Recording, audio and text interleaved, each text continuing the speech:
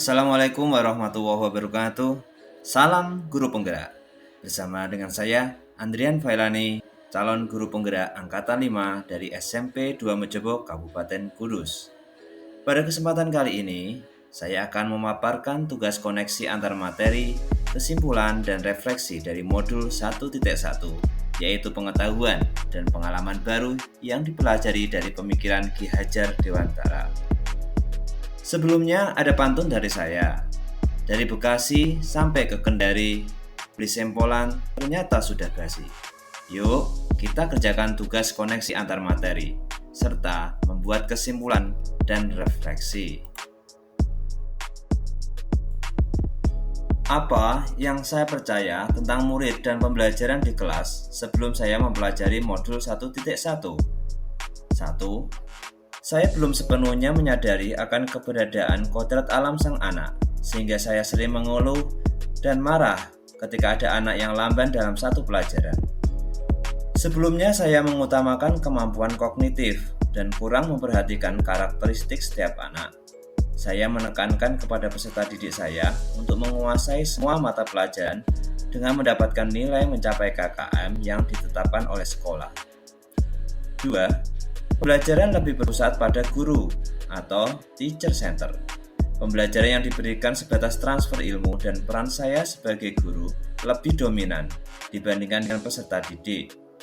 Saya memberikan materi dalam pembelajaran untuk menuntaskan sesuai dengan target tanpa memperhatikan perasaan siswa, kemampuan, dan bakatnya. 3. Saya jarang melakukan refleksi diri setelah pembelajaran selesai, sehingga saya tidak dapat mengetahui sejauh mana keberhasilan proses pembelajaran yang sudah berjalan. Saya berpikir bahwa saya sudah berhasil menyelenggarakan pembelajaran sesuai dengan tuntutan kurikulum. Hal ini dapat dilihat lebih dari setengah siswa saya selalu mengirimkan tugas tepat waktu. 4. Saya masih beranggapan bahwa keberhasilan peserta didik dilihat dari ketercapaian nilai akhir, tanpa melihat proses siswa dalam belajar, sehingga muncul pemikiran bahwa anak yang nilainya bagus dikatakan pandai dan meremehkan kemampuan anak yang mendapat nilai rendah. Hal ini membuat siswa tertekan karena harus mendapatkan nilai akhir yang bagus dan kepercayaan diri anak akan menurun. 5. Saya meyakini sebelumnya bahwa dalam pengkondisian di kelas, saya masih menggunakan tindakan-tindakan tegas, ancaman, dan menghukum siswa agar dapat merubah perilakunya menjadi lebih disiplin dan tanggung jawab dalam pembelajaran. Tapi, perubahan yang terjadi cuma didasari oleh rasa takut dan bersifat sementara, bukan atas kesadaran diri sendiri.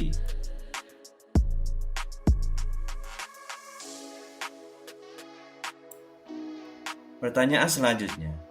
Apa yang berubah dari pemikiran atau perilaku saya setelah mempelajari modul 1.1 ini? 1.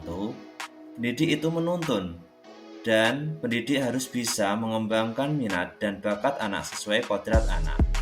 Peserta didik adalah wadah yang sudah memiliki isi dengan kodratnya masing-masing. 2. Pendidikan yang berpusat pada siswa.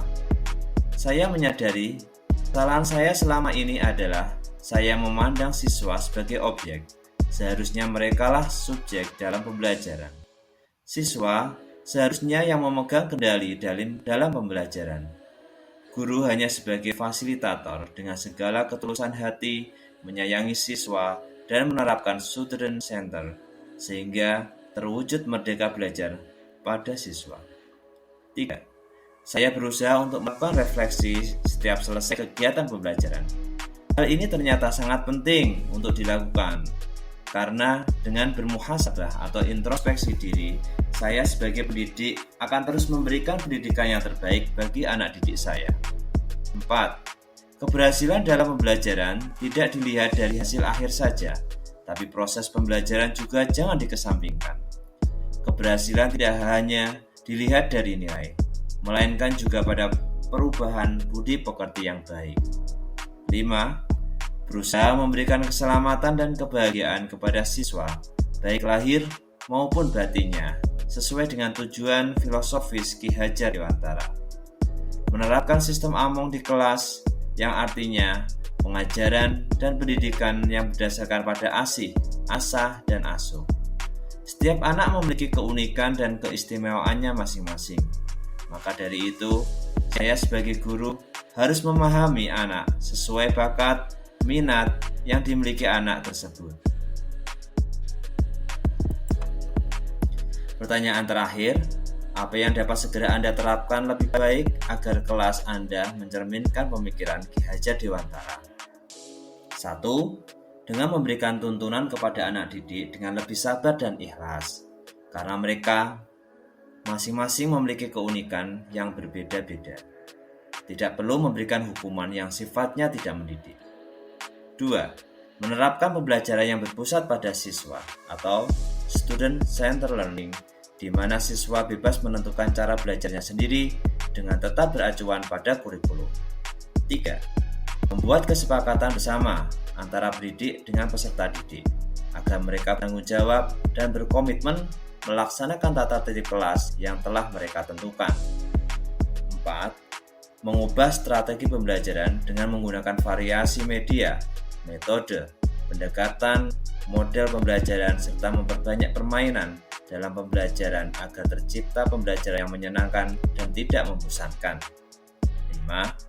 Melakukan pendekatan emosional kepada siswa dengan saling berbagi cerita kepada anak-anak, bisa dengan memposisikan diri sebagai orang tua peserta didik dan peserta didik sebagai anak kandung.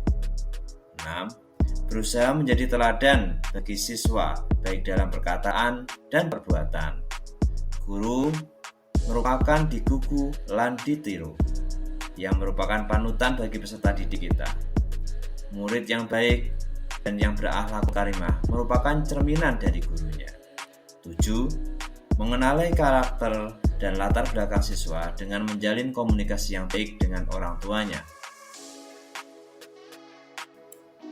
Demikian pemaparan tugas koneksi antar materi, kesimpulan, dan refleksi dari modul 1.1 yang dapat saya sampaikan. Semoga bermanfaat. Guru bergerak, Indonesia maju. Terima kasih.